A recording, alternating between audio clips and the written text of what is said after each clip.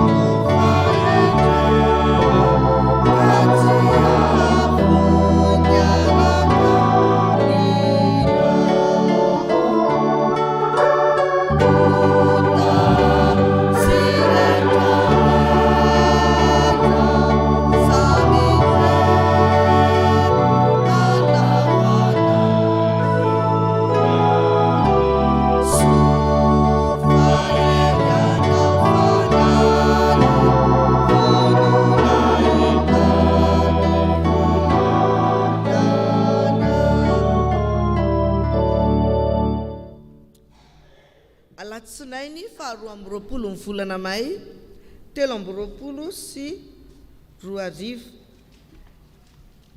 Herinandro ny fanamasina izay iarahantsika amin'ny sampana vondrona fototra laika eto amin'ny fitaizam-panafolo alindasy sampana protestanta.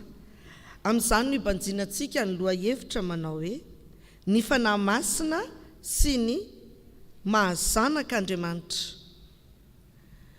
Rehefa malala rehetra ao amin'ny tompo, ampitomboina mandrakariva ho aminareo ane ny fahasoavana amampiadanana avy amin'ilay Andriamanitra raintsika sy Jesosy Kristy tompo.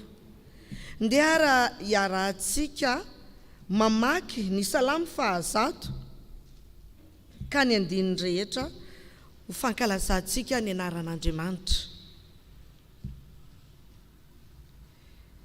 Salamy 100 ny andiny voalohany hatramin'ny fahadimy.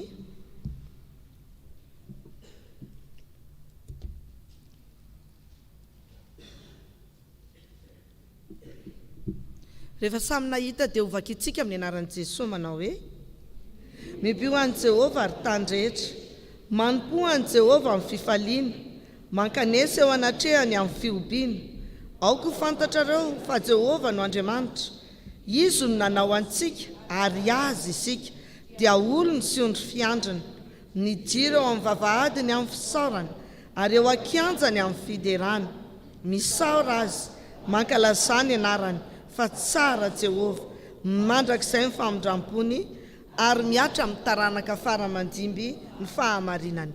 Ndeha iarahantsika amin'ny redona ry havana ny hira faharoa amby folo amin'ny FFPM. Hira faharoa amby folo andiny voalohany sy faharoa ka ataontsika amin'ilay tena feony anaovan'ny FFPM azy.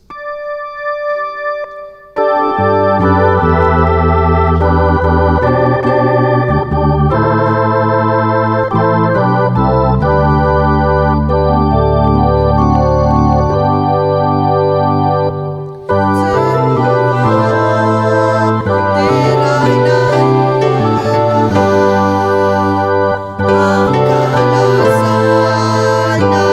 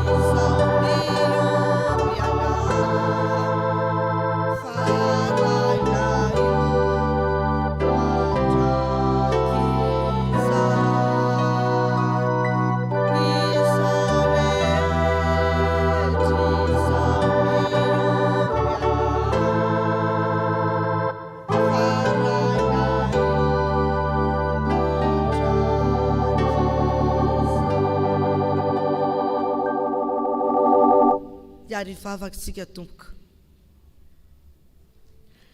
Midera sy mankalaza manome voninahitra ny anaranao izahay, ry Jehovah Andriamanitra ray, ry Jesosy Kristy Andriamanitra zanaka, ary ianao Andriamanitra hafana masina. No ny famindramponao sy ny fitahianao mahatretrika, ka mbola nangoninao tonga eto amin'izao toerana masina izao zay dia tsinona fa vavadin'ny lanitra sady vavadin'ny fahamarinana amin'izao andro hariva izao. Mamy ny fitianao ry Tompo, ary misaotra indrindra fa tsy no ny fahamasinanay noho ny hafa na ny fahamarinanay na tonga anay teto, fa izay ny sitrakao. Koa dia mangataka aminao izahay, ny anatrehanao anay feno amin'ny alalan'ny fananao masina, ka mba ho anitra kasitrahana eo anoloan'ny voninahitrao izao fanompompofafana izao. Tompo malalo, izay rehetra atao eto anie dia tena ho voninahitry ny anaranao, ary azahoana indray manavao ny finoana sy ny fanoloran-tenanay, indrindra fa amin'izao akatoky ny fankalazana ny fahatsiarovana ny nahatongavan'ny fanamasina taty aminay, dia tena mba ho feno ny fanamasina mandrakariva izahay, ka mba tsy ho tahaka an'izay hidirana eto ny voanay Tompo, fa tena olom-ba ovao ho feno izany fananao masina izany amin'ny androm-piainanay rehetra. Ireo namanay izay mbola mikasa no avy, ianao ny andamina ny dian'izy ireny. Amin'ny anaranao Jesosy Kristy nanaovanay izany vavaka izany, ary sitraka izany mbola ampiarahana amin'ilay vavaka nampianarinao manao hoe: Rainay sainy an-danitra, ho amasinina anie ny anaranao, ho tonga anie ny fanjakanao, atao anie ny sitraponao ety amin'ny tany tahaka ny any an-danitra.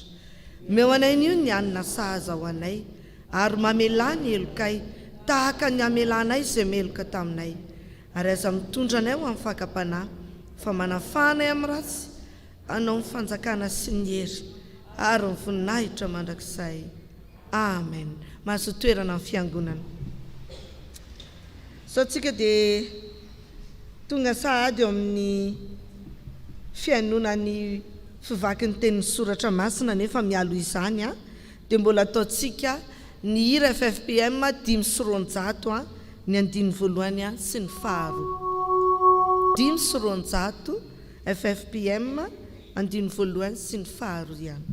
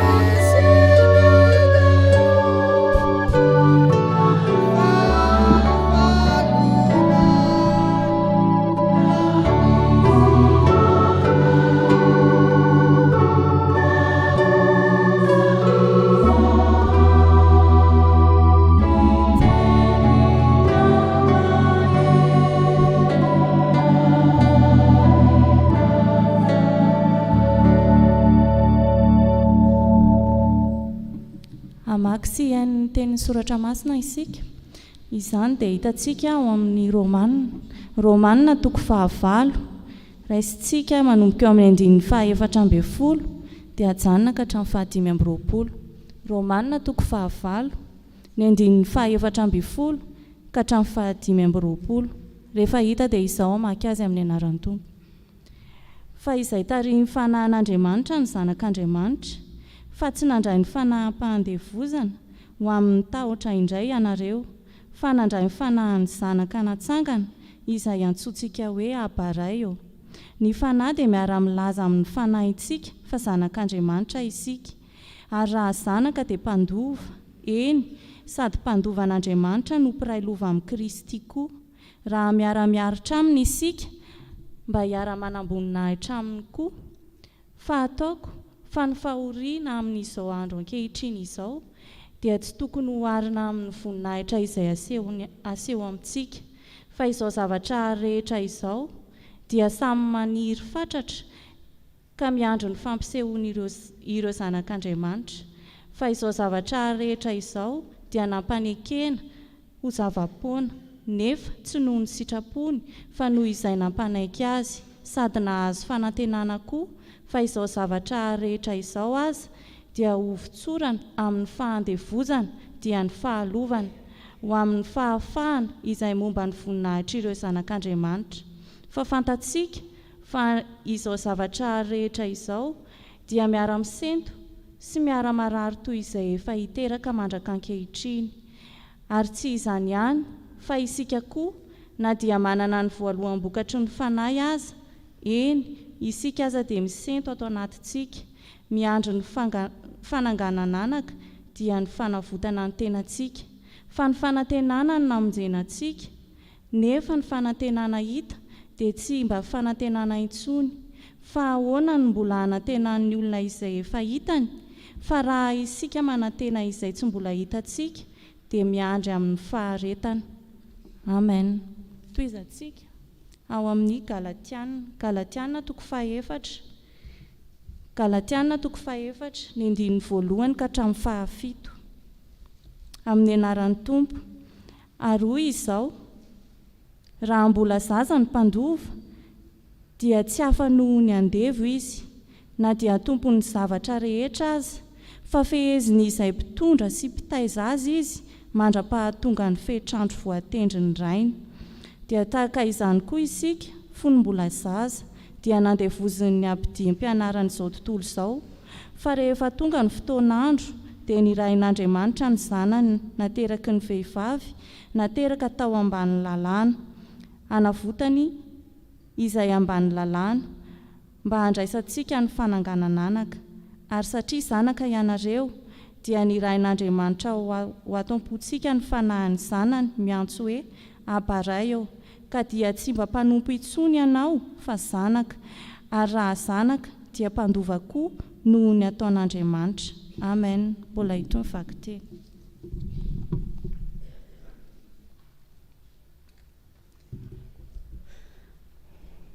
Ho tohizantsika ao amin'ny Titosy 3:7, ny andininy 7 ary atsahatra amin'ny andininy 7.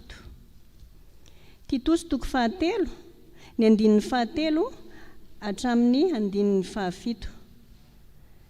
Izao amaky azy amin'ny anaran'ny tompo manao hoe: fa isika koa dia adala fahiny, tsy nanaiky voafitaka, dia andevo ny filana sy ny fahafinaretana maro, ary velona teo amin'ny lolo-po sy ny fialonana, sady hala no ny fankahala. Fa rehefa niseho ny fahamoram-panahin'Andriamanitra mpamonjy antsika sy ny fitiavan'ny olona, dia tsy avy tamin'ny asa amin'ny fahamarinana izay nataontsika, fa araka ny famindram-po kosa no namonjeny antsika tamin'ny fanasan'ny fiterahana indray sy ny fanavoazan'ny fanahy masina, izay nahidiny betsaka tamintsika tamin'ny alalan'i Jesosy Kristy mpamonjy antsika, mba ho hamarinina amin'ny fahasoavana isika ka ho tonga mpandova araka ny fanantenana ny fiainana mandrakizay. Amen.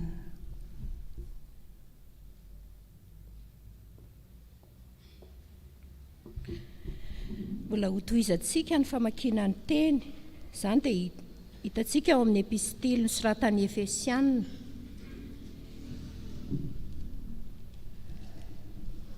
Efesianina 2:7 andininy 7 ka hatramin'ny 7. Efesianina 2:7 andininy 7 ka hatramin'ny 7.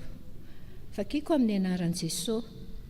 Isaorana ny Andriamanitra rain'i Jesosy Kristy tompontsika, izay tahantsika tao amin'ny Kristy amin'ny fitahipana rehetra ny an-danitra, araka ny fidianany antsika tao aminy, fony tsy mbola ary ny fanorenana n'izao tontolo izao, mba ho masina sady tsy misy tsiny eo anatrehana isika, rehefa notendren-draha teo tamin'ny fitiavana, isika mba ho azy amin'ny fananganananaka amin'ny alalan'i Jesosy Kristy, arak'izay akasitrahany fony, ho deraina ny voninahitry ny fahasoavany, izay nanasoavany antsika maimaim-poana ao amin'ny mahalalany.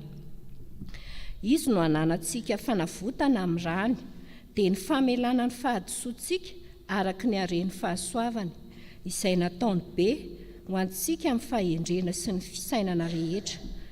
Rehefa nampahafantarina ny zava-miafina ny amin'ny sitrapony isika, araka ny safidiny izay nokasain'ny tenany, ahatanterahany fitondrana atao mandra-pahatapitry ny andro voatendry, anangona ny zavatra rehetra ho iray ao amin'ny Kristy, na ny any an-danitra na ny etỳ an-tany dia ho ao aminy koa ny nanaovana antsika ho lovany, rehefa notendrena raha teo isika araka ny fikasana izay mahefa ny zavatra rehetra araka ny akasitrahany fony, mba ho fiderana ny voninainy izahay, izay nanantena ny Kristy raha teo. Ao aminy koa ianareo, rehefa renareo ny tenin'ny fahamarinana, dia filazantsara ny famonjenanareo. Eny, ao aminy koa ianareo rehefa nino, no nasiany tombo-kasety amin'ny fanahy masina araka ny teny fikasana. Izany fanahy izany no santatry ny lovantsika ho amin'ny fanavotana ny olona izay nalaina ho amin'ny tenany ho fiderana ny voninany. Ray masina, manamasinana anay amin'ny fahamarinana, teninao fahamarinana. Amen.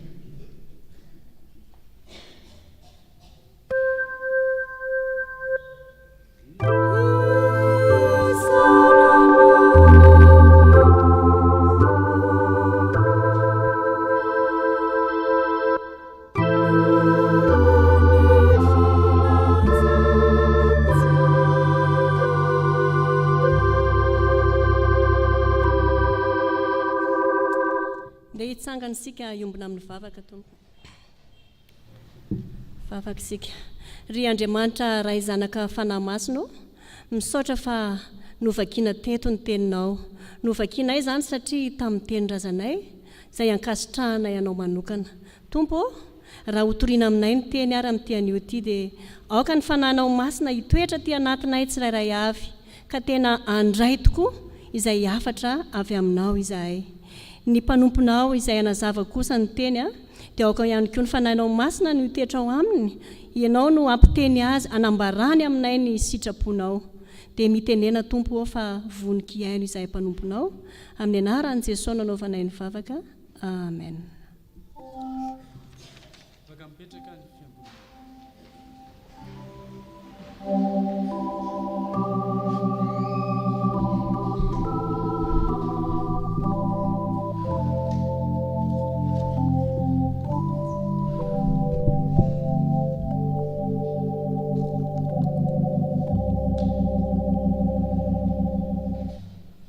Riavana malala ao amin'ny tompo aminareo ane riavana ny fahasoavana sy ny fiadanana avy amin'Andriamanitra ray Jesosy Kristy mpamonjy atsika.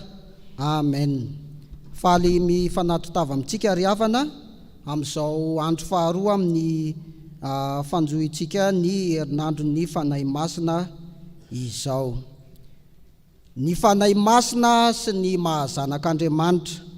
Noho izany dia ireo epistily efatra ireo no hanompanantsika izao fampianarana izao amin'ity andro anio ity.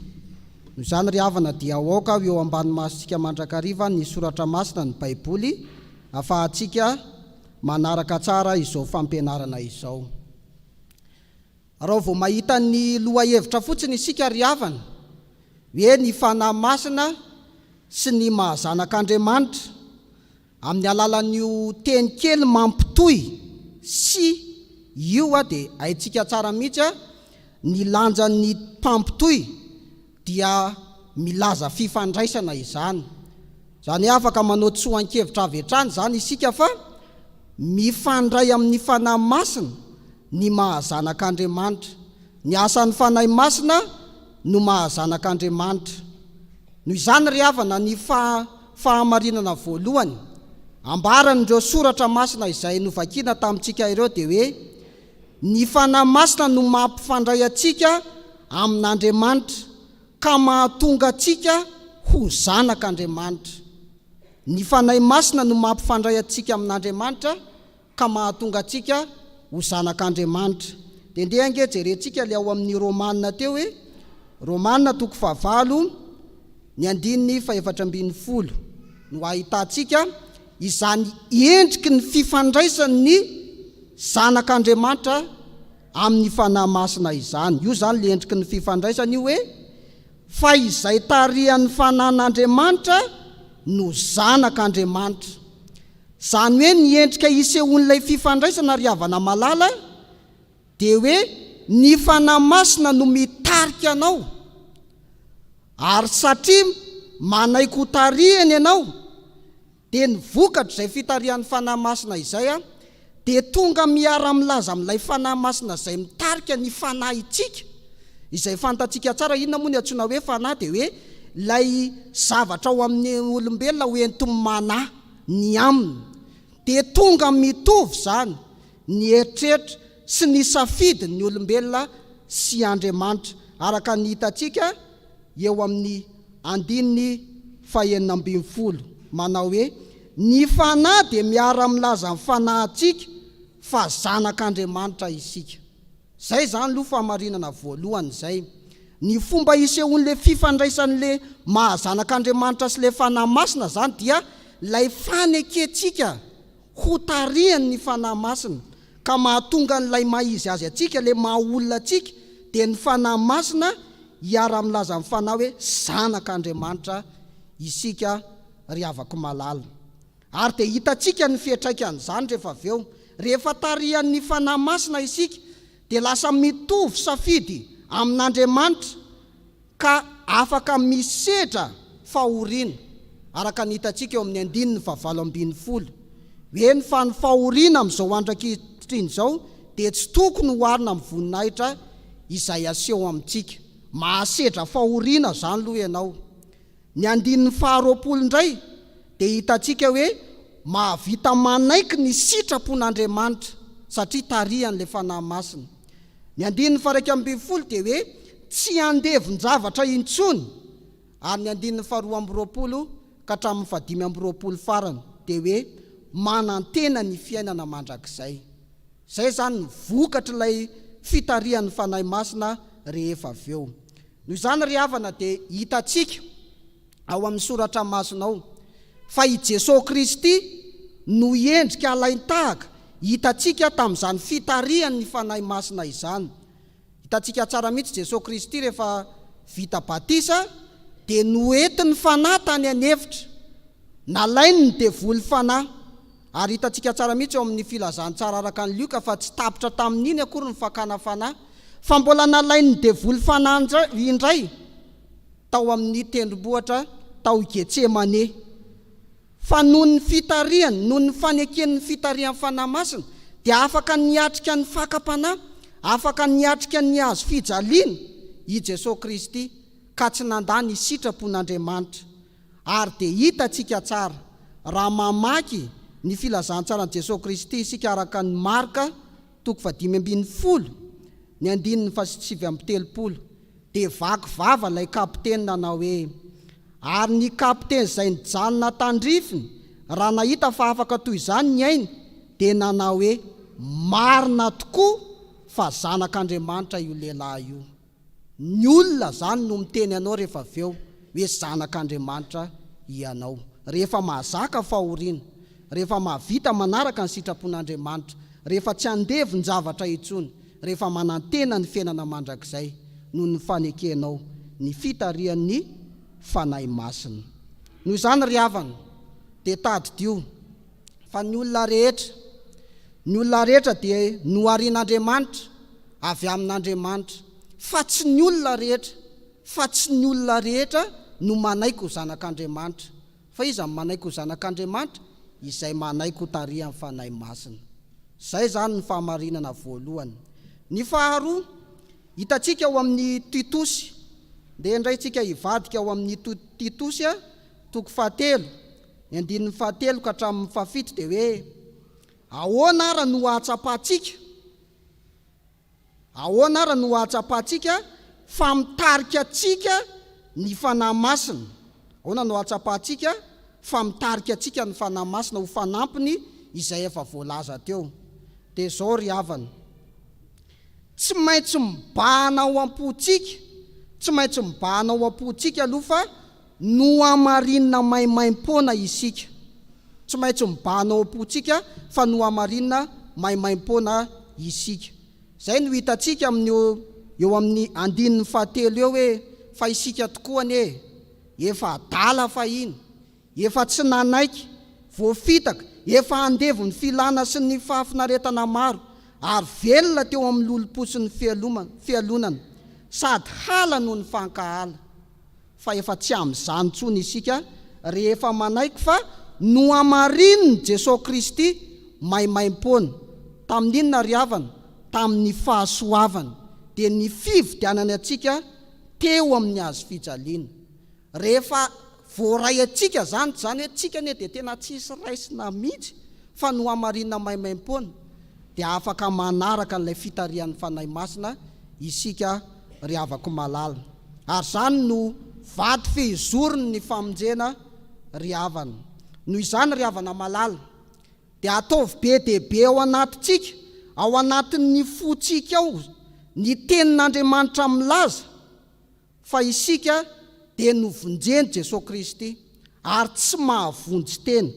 Ary araka ny hitantsika eo amin'ny 9 hoe izay nahidiny betsaka tamintsika tamin'ny alalan'ny Jesosy Kristy. Izay nahidiny betsaka tamintsika tamin'ny alalan'ny Jesosy Kristy. Rehefa manana zany tenin'Andriamanitra zany, rehefa ao anatin'ny saintsika hoe isika dia no amarinina, dia afaka miaina amin'izany fitarian'ny fanahy masina izany isika ry havako malala. Fa ny faharoa ihany koa dia ataovy mibahana ao anatin'ny fotsika ao fa zanak'Andriamanitra tokoa isika, fa tsy zaza amin'ny finoana intsony. Tsy mitovy ny hoe zanaka sy zaza. Araka ny hitantsika tao amin'ilay Galatiana toko 4, ny 2 ka hatramin'ny 7 teo.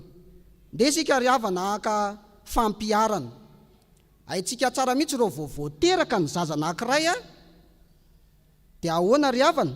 Ny ray aman-dreniny, ny fiarahamonina manodidina azy eo, ary ny teny izay reny miverimberina matetika, haitsika tsara mihitsy manao do fotsiny hoe asiny andry da, dia le teny izay reny matetika eo a, iny no mivadika ho lasa finoana. Ary ny finoana indray rehefa mihodinkodina, iny lasa soatoavina, ary ny soatoavina rehefa iainana lasa kolotsaina. Noho izany ry havana, raha tiantsika ny iainan'ny finoana maha-kristianina, manana ny soatoavina maha-kristianina, ny kolotsaina maha-kristianina, ataovy betsaka ny tenin'Andriamanitra rentsika ao anatin'ny fotsika ao, dia afaka miaina amin'ny mahazanak'Andriamanitra isika ry havako malala. Izay ny antony tenenan'ny tenin'Andriamanitra eto hoe izay nahidina betsaka tamintsika tamin'ny alalan'i Jesosy Kristy mpamonjy atsika, mba ho amarinina amin'ny fahasoavana isika ka ho tonga mpandova araka amin'ny fanantenana ny fiainana mandrakizay. Ary amafisiny ao amin'ny Galatiana izany, araka ny vaky tenintsika teo hoe ao amin'ny Galatiana toko 4, ny 9 hoe ary satria zanaka ianareo dia ny ran'Andriamanitra ho ato am-pontsika, ny fanahin'ny zanany miantso hoe Abara eo. Rehefa manana ny tenin'Andriamanitra isika, dia naiza misy atsika dia afaka manao fanekem-pinoana foana hoe Abara eo, dado. Rehefa tahinika avy ny fakapanahy, rehefa tahinika avy ny zavatra manahirana maro samihafa, dia manana ianteherana miantso hoe dado, Abara eo. Zay ry havana. Ary ny fahatelo farany ho fampiaratsika izany rehetra izany dia araka ny hitantsika ao amin'ny Efesianina toko 1, Efesianina toko voalohany ny 13 ka hatramin'ny 14 ho fampiarantsika izany rehetra izany eo amin'ny fiainantsika. Inona ny antony fidianan'Andriamanitra antsika ho zanany, iainantsika n'izany mahazanak'Andriamanitra izany. Dia miverimberina amin'io Efesianina io ry havana, hitantsika eo amin'ny 9:9, eo amin'ny 9:12, eo amin'ny 9:14. Ny antony dia mba ho fiderana ny voninahitr'Andriamanitra isika ry havako malala. Zay ny antony anaovan'Andriamanitra antsika ho zanany, ho fiderana ny voninahitr'Andriamanitra, ho fiderana ny voninahitr'Andriamanitra. Ko tadidio ara ry havako malala, raha miala eto isika dia tadidio tsara. Zanak'Andriamanitra ianao, efa vita batisa ianao, manana fanahy masina ianao, mitondra ny voninahitr'Andriamanitra isika. Olona manam-boninahitra ianao satria zanak'Andriamanitra. Ka mifamatotra amin'ny voninahitra mandrakariva dia ny fahamasinana. Tsy maintsy manana fahamasinana isika.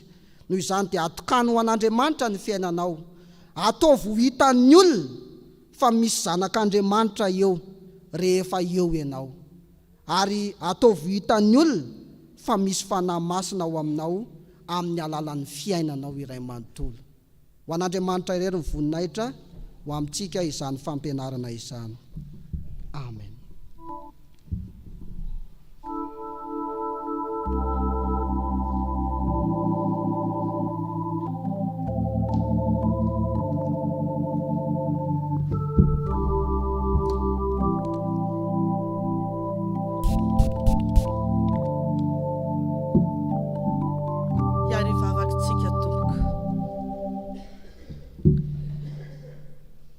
Sotra indrindra ry Tompo Andriamanitra io, fa voaray ny afatra izay nampitondranao amin'ny mpanomponao, fa zanaka natsanganao izahay tamin'ny alalan'ny rany Jesosy Kristy latsaka teo ambony hazo fijaliana, ary notoloranao ny fananao masina mba hiainanay amin'ny fahamasinana sy hanehoana amin'ny voninahitrao, ka mba hahafahanay miantso mandrakariva hoe Abaray io, naiza toerana misy anay, ary natoy inona ny zavatra hiainanay. Nisaotra indrindra fa tena mazava izy teo Jesosy, tena mazava fa ny fananao masina izay nomenao anay dia mitarika anay mba haresy fakapanahy ihany koa indrindra, ary hanananay fiainana mandrakizay rehefa manaiky ho fenon'ny teninao masina izahay miaraka amin'ny asan'ny fana masina. Ty dia ty anay tokoa ianao, ka miala nenina mandrakariva. Nisaotra fa mbola velonay nasoama tsara na re izany afatra izany, dia engany mba tsy ho mpiainy mpanadino fa ho mpiainy mpankatoa. Andriamanitra, tena matsiaro menatra nge zahay tarafin' izany teninao izany. Ny fiainana hatrizay ve tena tarihan'ny fananao masina sa zay tianay atao ihany ny atao? Toa adinonay mandrakariva fa zanaka natsanganao izahay, ary mandova ny fiainana mandrakizay. Ka rehefa zanaka tokony hankatoa ny didinao, ny sitraponao, mifona sy mibebaka Tompo tsisy tanteraka amin'ny atsipiriany izany, fa raha miondrika mijery izao tontolo izay ianao, toy ny kristianina indray raha ny mahavandoza noho ny jentilisa izay tsy mba malalanao akory, ary tsy manaiky tarihan'ny fananao masina. Ankehitriny dia tena mibebaka amin'ny fona izahay Jesosy, honenina ny andro lasa rehetra, manavao ny fanoloran-tena indray, ho diovy ny ranao Jesosy Kristy, ho hamasinao Andriamanitra fana masina, ahafahanay miazona ny teninao, ka ny teninao no hameno ny fonay sy ny sainay, ary iaino ny feon'ny fanamasina mandrakariva izay amin'izay rehetra atao sy ale. tsy hanala-baraka ny anaranao intsonany izay tompo, fa amin'izao sisy izao dia tena manana finiavana izay iaina araka ny sitrakao. Dia misaotra ry Andriamanitra mpamindra fo sy miantra, fa ny famindram-ponao tokoa ny mbola tsy mahalandritranay, ary vavao isamaraina ny fiantranao. Eny fa na amin'izao alina izao ary izay manao izany vavaka izany, dia mino izay fa tena ho raisinao tokoa, satria Jesosy Kristy sy ny fanamasina no mandray izany vavaka izany, ka manatitra izany eo anoloanao Andriamanitra ray, amin'ny fiteninao Andriamanitra izay tsy azonay tononona. Dia misaotra ry Andriamanitra ray zanaka fanamasina, amin'ny anaran'i Jesosy Kristy ary no mbola anaovanay izany vavaka izany. Amen.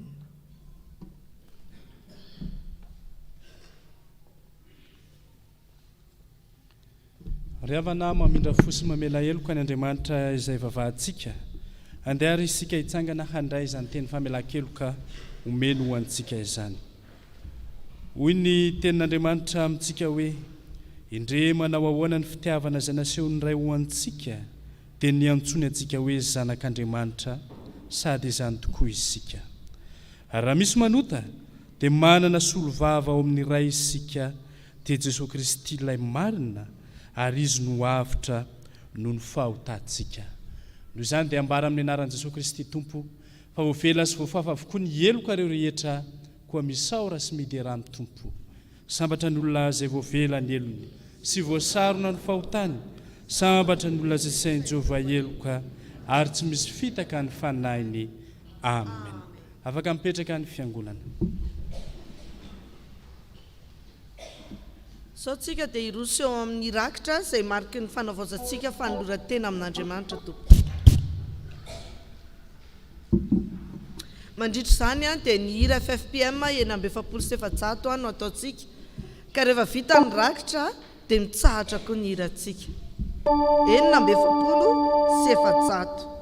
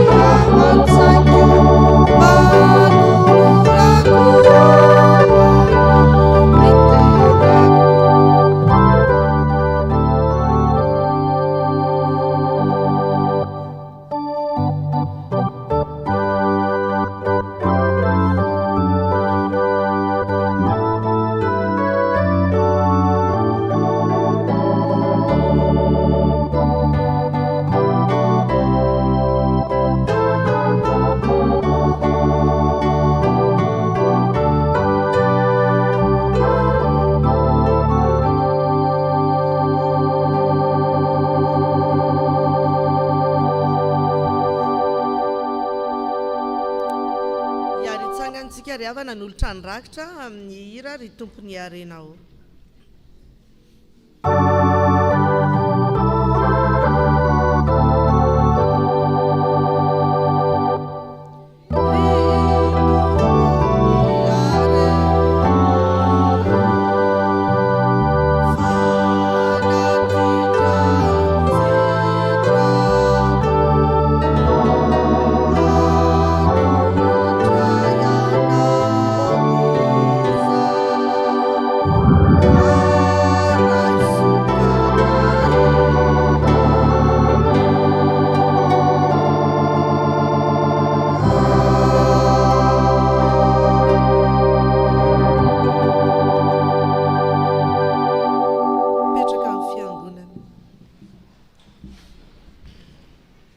zao dia androso eo amin'ny tapany faharoatsika dia ny tantara fohy izay ho lalaovin'ny VFL.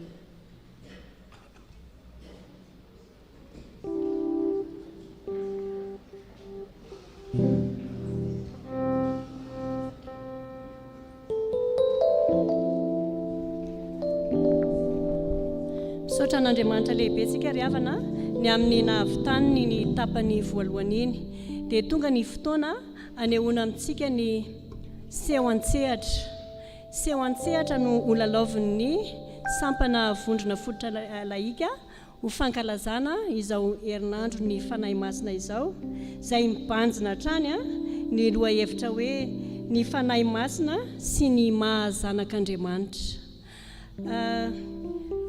Asehontsika amin'ny alalan'ny tantara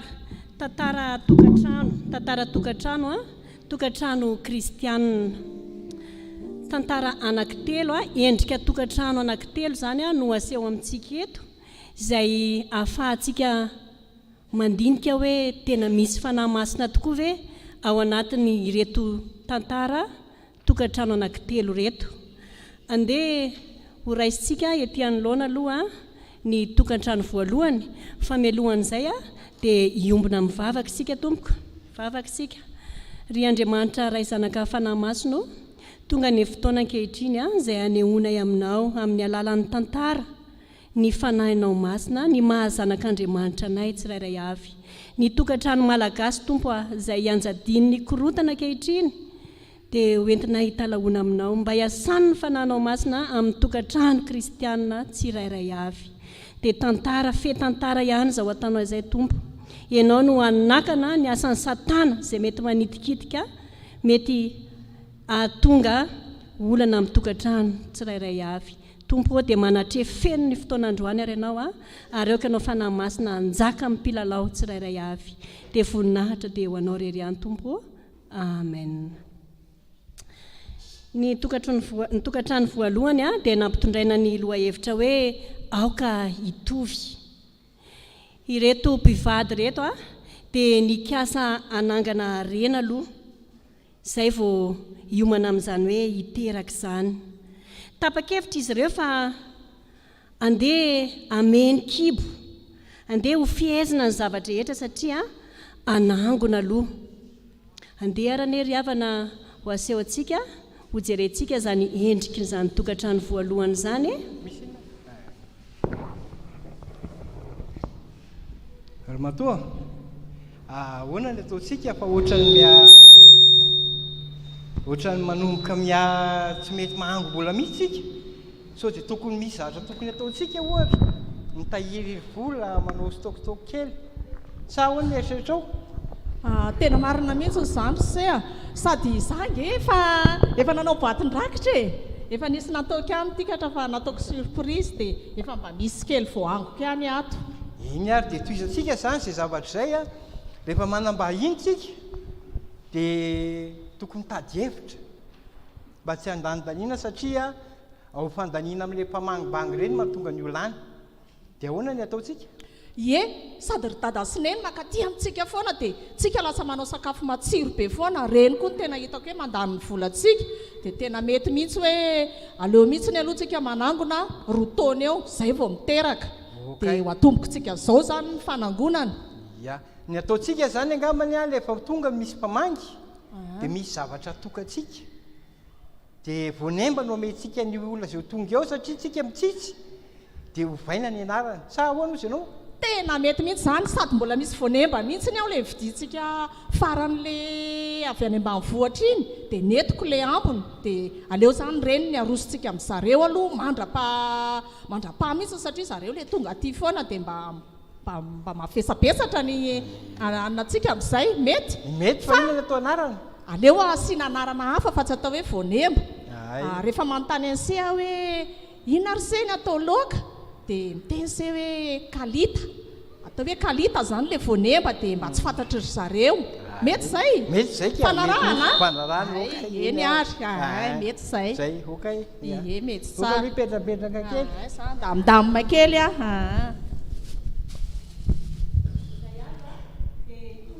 nandondom-baravarana ny ray aman-drenindra zazavavy ndao arany dia tonga dada mandrosoanareo rakizy maresaka vaovao salama va ay tonga dada ay manahoana dada ie ary tao nandeha rery andeha rery fa ohatra nijerijery kely ny kalandy reny pension tary tanana renina re io dia ahoana mba mandalo aty aminareo fa lalana ihany moetoko ay no natao sia efa mba regla kely eo e tsara zany sotra ny tompo e iny naororo salama tsara ay zay salama tsara daholy efa mahafinaritra zany fa dia rovina mananjanaka zao sa mbola hoe mbola mieritreritra aloha ry dada fa mbola eo am-panangonana ie mbola manangonangona kely zay ianao zany hijanona fa toatoandro any ny andro ty zao inona masaka ao efa hikarakara mihitsy fa ay faly be zay fa hijanona zany dada ie dia inona natao azy zany ina ry sena ataontsika loka ataontsika kalita e sakafo tsara iny ary mba tsara ndray zany kalita zany io tao fiary anaka aloha hikarakara kely ary velakena anaka ty dada misy gazety vao avy niantsena dia ty misy gazety kely anao eo ao fa jereko atany vaovao e dia lasa ny karakara ny sakafo tao an-dakozia raha matoa kely ary dia narosa ampitiavana tokoa izato sakafo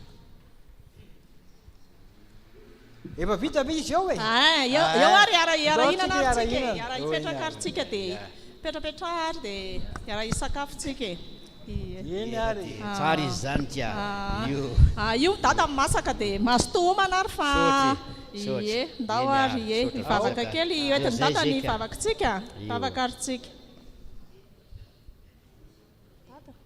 vavaka tsika ary tahidy iso ny sakafonay eo tondra heri-tanjaka fahasalamana ambiny koa izy roa kely fa dia amin'izao fiainana izao voninahitra ao naranao Kristy Jesosy amen amen mahasotomana ary dada eo ndao ary rehefa lany ny sakafo dia nangatadalana ny dadandrazavavavy nandao ny tokantranon'izy mivady reto afaka andro vitsivitsy anefa tao aorianan'izay dia nizao nisy nandondony indray tao ambaravarana tsy iza fa nireny rangahy zany manoso ay tongoneny salama tsara mandroatrano afaka mandalondalo dia anao mba hijeriny ankizy aloha manahoana ary salama tsara daholo zay kelikely any le trano salama tsara daholo nareo mahafinaritra dia dada aloha fa tsy afaka izy fa za ihany nandeha dia manaraka izy hoeto dia mba miaraka eto tsika mety zay io zany neny fa dia ahoana ny ataontsika dia zay indrindra zao dia tsy maintsy hikarakara aloha za satria efa fotoana fikarakara zao ry neny dia inona zany seny ataontsika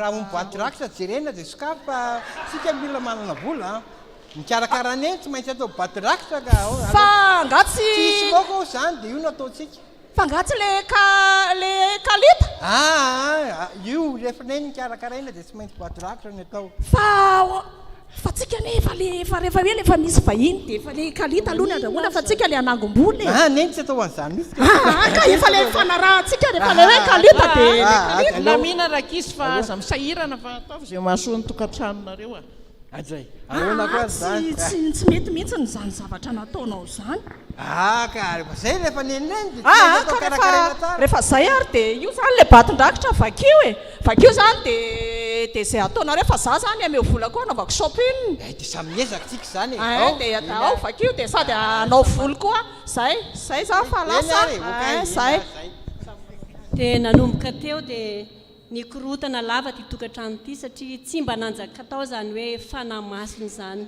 tsy mba niantso an' Jesosy izy ireo tao anatin'ny olana dia nanam-pikasany satana anakorotana ny tokantranony izay ny amin'iny tokantrano voalohany iny fa andeha ho asaintsika mpanajana indray ireo izay hisehatra ny amin'ny tokantrano faharoa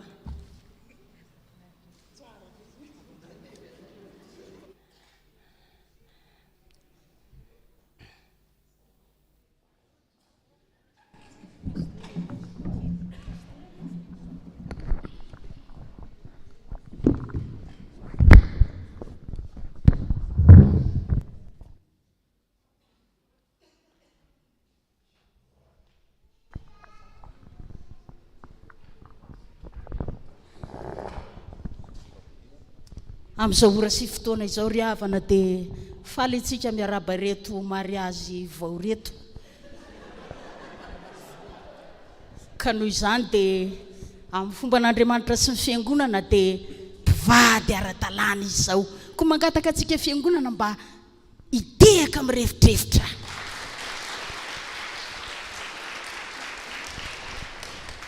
eny arariavana manomboka izao ihany koa dia misy afatra kely mba ampitondraiko anareo mivady manomboka izao ny tokantrano tsy lozan'ny adiady satsy zany zay mivady ara-pitandrina mba miadiady kely koa zahay ka izao ny afatra reo vavolombelona tamin'ny mariazinareo atsovona misy ny adiadina olakolana zany dia manarak'izay raha tsy voavany olana ataon'ireo vavolombelon'ireo atsovony ray aman-dreny rotota manarak'izay raha mbola tsy voava ihany dia atsovy za le pastera le nanamasina mariazinareo dia mandana amin'izay amin'ny fifalian'ny tompo eny ary anaka dia lasa namonjy ampifaliana tokoa ny tokantranony ireto mpivady vao reto tao a-tokantrano tao anefa dia ady nitranga ny disadisa antaona ny maro dia izahay foana ny zavatra niseho andehany ho arahantsika izay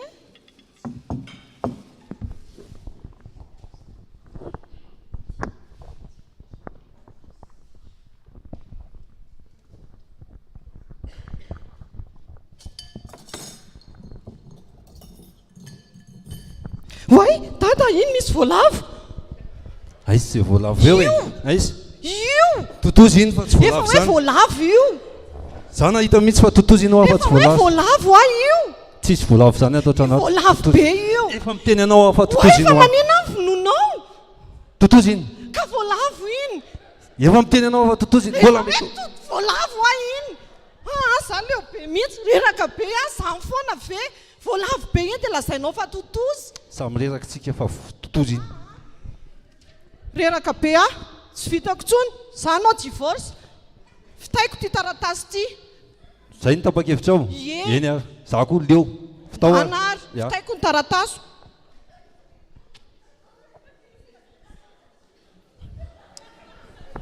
dia rafitra nanao ny taratasy fangataham-pisaraha-panambadiana ireto mpivady reto. Ramatoa pastera? Izay ihany le mpivady namasininao tamin'ny fotoana iny misy olana ka ianao nanafatra tamin'ny fotoana fa manantona anao zany ka saika angataka fotoana aminao zay raha ao ianao androany. Eny tompoko. Ia. Saotra pastera. Ia. Eny tompoko. Zao tadidinao tamin'ny fotoana antsika namasinina fanambadiana. Ninona? Dia pastera nanafatra fa mila manantona makany amin'ny pastera tsika. Zao tsika ho any amin'ny pastera zao dia hoeto ny taratasinao dia any tsika mifanazava amin'ny pastera. Tahoariko.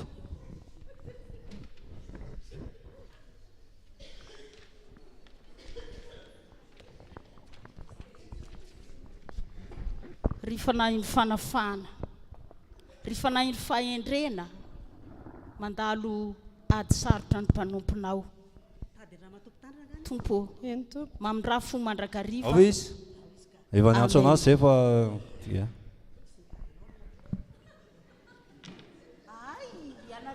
salama pastera. Salama to. Ia. Izay le niantso anao teo dia nisy fotoana efa niantso anao efa imbe dehibe zay nakaty e. Zany. Fa za tena leo be pastera.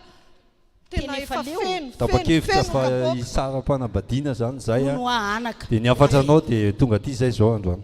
Ka izany be bosika izany ene le tsy mety. Andraso aloha iteny ho an'ny ray aman-dreny zao tamin'ny vao natao ny mariazinareo mivady ireo dia nanafatra tsara hoe raha sendra adiady dia atsoa izy vavolombelona zany tadidy tsara dia rehefa avy eo raha tsy vita ny vavolombelona ny vahaolana dia atsoina koa izy. Aman-dreny.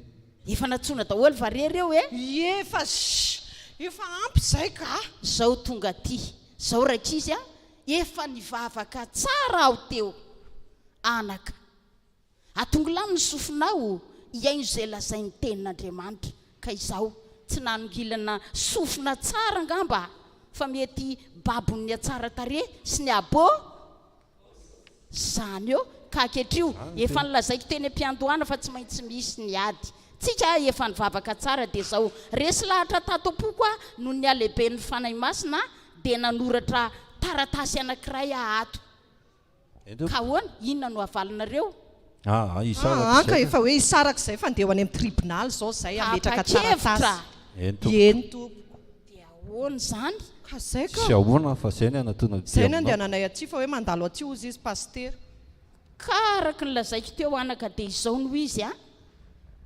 alao hiasa Andriamanitra kanefa na dia andeha ho any am-pitsara arinareo misy ty taratasy ity no soratako izy ity hoeto any amin'izay mitsara ny adinareo izy ity a dia any anareo a mifanamboatra amin'izay tokony andaminanareo izany ka izao tandremo iaho so dia vavahanareo ty fa omena izay tsara ny adinareo ty zany a entoko tena izany a dahoara zanako raha matoto tsy nandraika allo eto niny fa nenahy fafa ny tarataso dahoara las sotra e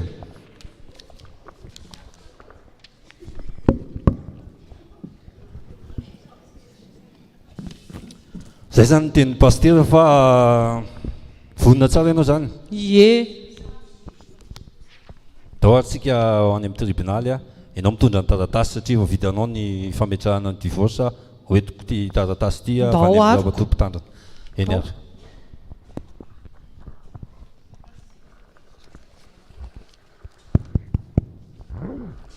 miarabanao rahatompo tsara miarabanareo koa inona ny antondrianareo ametraka taratasy fisarahana tompoko isaraka eny tompo dia misy ty taratasy ty avy any amin'ny mpitandrina tompoka avy any amin'ny mpitandrina ny taratasy eny tompoka isaraka nareo fa inona moa zany no tena anton'ilay fisarahana aloha sefa mandreraka be voalavo kambon'ilay izy dia lasa fa totozy lozy ty voalavo sy totozy no entina ty amin'ny tribunal efa sefa ay dia zavy agny vonoana efa resaka lava be zany raha zany a raha matompo tsara moa zany tany amin'ny mpitandrina ny taratasy dia andraso aloha mba jereko kely ary aloha topazako maso kely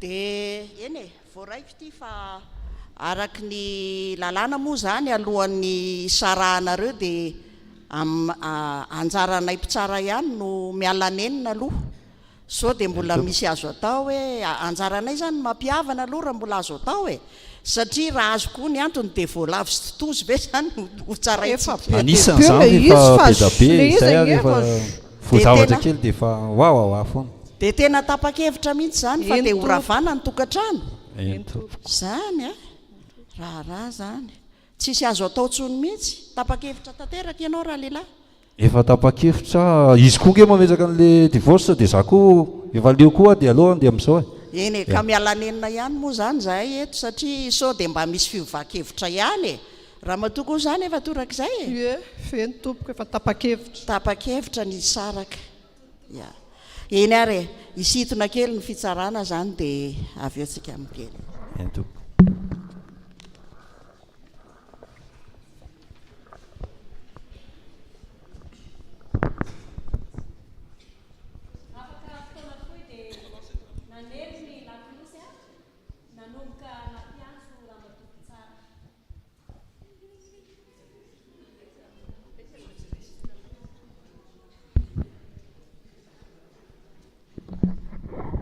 fitsarana mandroso ary nareo mivady zany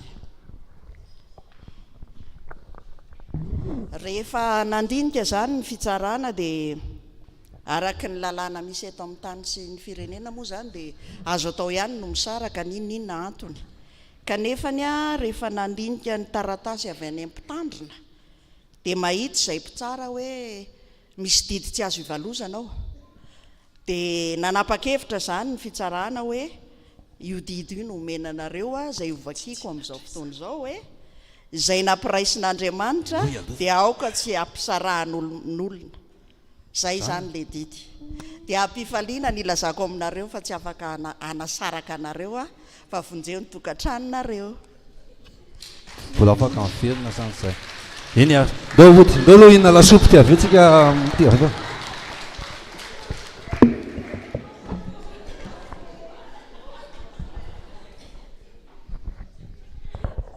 ndea ho raisitsika indray ry havana ny tokantrano fahatelo.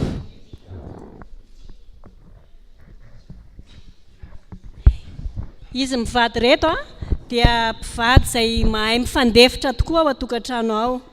Raha somary miakapeo rangahy dia mandefitra ramatoa. Raha somary mivazavaza izay ramatoa dia miteny moramora rangahy. Andeny ho aseho antsika amin'ny alalan'ny tantara.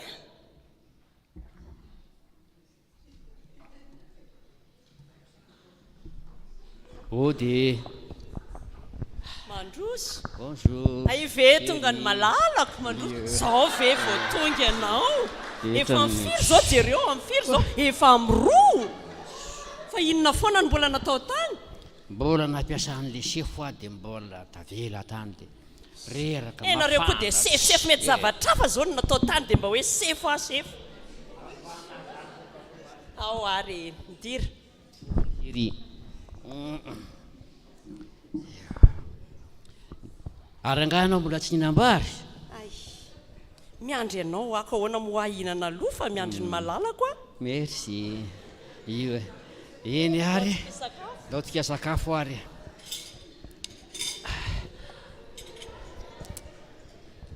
Favakarisika.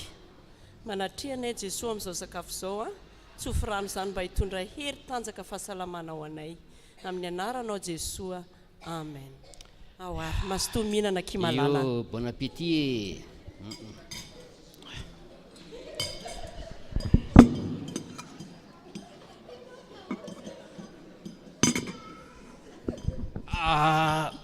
Ahoana izy zany? Ahoana? Zany misy tension e. Zay ianao. Tsy mba mahay makasitraka izay zavatra ataon'olona. Zao io atonona tsarako be sira be sira. Ay. Somba misy ranona pango. Ao ary malalako a. Ao fanaovako jus garana delina. Ay zay. Manja be zany a. Io.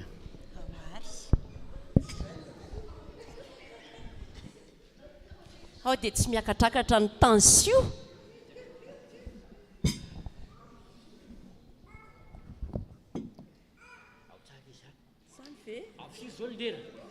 Amfiry lera. Efatra latsaka fefany zao. Amin'ny efatra ange ny fianaran-kira vevelona. Mbola andeha bus indroa. Dia inona fa ndao zany ko inona moa? Ndao fa tara. Ndao ary. Aiza ny solomasonao? Ty solomaso ty. Na iny fa tsy anao iny. Ana iny. Sy mba mijere tsara ty ve manana maso sa tsy manana maso? Jere tsara. Ka masoko efa lasany ty. Solomasoko iny. Andramonera anao iny. Io.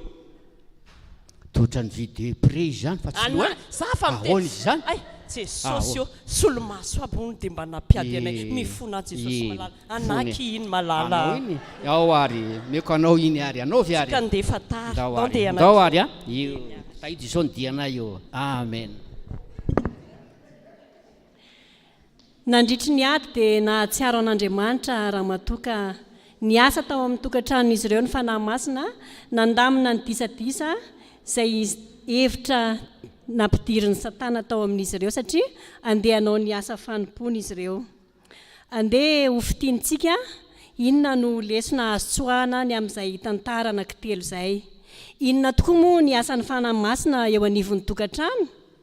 Raha ny tokantrano voalohany no jerena dia izay tokantrano misy an'i Jesosy no misy ny fanahy masina. Eto amin'ity tokantrano ity dia mitondra fiombonana ary mpampatsiahany fanahy masina. Ny teo amin'ny tokantrano faharoa indray dia ny tokantrano tsy mifikitra amin'i Jesosy dia tsy mba manana ny fanahy masina fa katadiavin'ny Satana trano izay hirika hidirany sy anakorontanany ary manana tanjony izy ny andravana ny tokantrano. Teo indray dia mpanolo-tsaina no asan'ny fanahy masina. Ny amin'ny tantara fahatelo farany teo dia ny fanahy masina dia mpiaro, mpananatra, mpampiombona ary manana asa ara-pitsarana tao an'Andriamanitra ihany koa ny fanahy masina. ny tokantrano kristianina ry havana dia vavolombelona manoloana amin'ny faratsiany izao tontolo izao ary tena alana izao tontolo izao tokoa satria efa voatsara sy voaheloka izay tsy mino an' Jesosy zanak'Andriamanitra. Ao amin'ny Filipianina toko 2:1 hatramin'ny 4 dia milaza hoe koa raha misy famporisihana ao amin'ny Kristy, raha misy fampiononana avy amin'ny fitiavana, raha misy firaisana amin'ny fanahy, raha misy famindram-po sy fiantrana, dia tanterao ny fifaliako mba iraisanareo saina, miray fitiavana, miray fo, miray hevitra, tsy manao ninonina amin'ny fifampiandaniana na mandrano tena, dia aoka ho samy anao ny namany ho mihoatra noho ny tenany. Aza samy mihevitra ny azy ihany, fa samy ny any namany koa. Amen. Ny fanahy masina sy ny mahazanak'Andriamanitra. Andeha irosy aty anoloana ny mpandray anjara rehetra, hivavaka isika ary atolotra ny iray aman-dren'ny mpitandrina ny fanolorana ny tsodrano.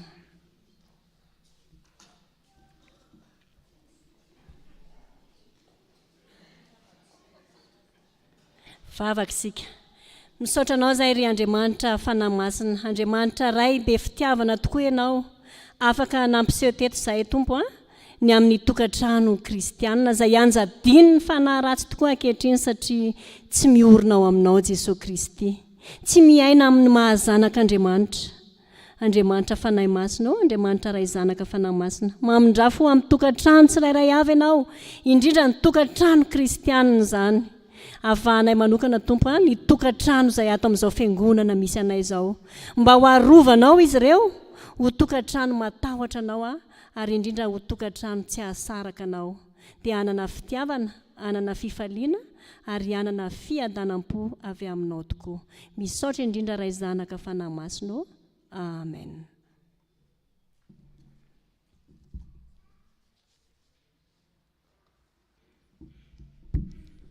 Ry havana misaotra an'Andriamanitra isika ny amin'ny fahatanterahany izao fotoana izay natrentsika izao. Ny mpanazava stily no mitarika antsika ny amin'ny fampivavahana rampitso. Ny lohahevitra izay entintsika amin'izany ny fanahy masina sy ny fanambarana ny tenin'Andriamanitra. Andeha hitsangana isika handray ny tsodrano avy amin'Andriamanitra. Raiso amin'ny finoana sy fanantenana ny tsodrano izay atolotra somena nareo amin'ny anaran'ny Tompo. Andriamanitra ny faharetina sy fiononana ne ampirevitra nareo araka ny Kristy Jesosy mba ho saina iray sy vava iray iarahanareo mankalaza n'Andriamanitra rain' Jesosy Kristy Tompontsika. Amen. Ho an'Andriamanitra irerin'ny voninahitra amin'ny anaran'ny Ray sy ny Zanaka ary ny fanahy masina. Amen.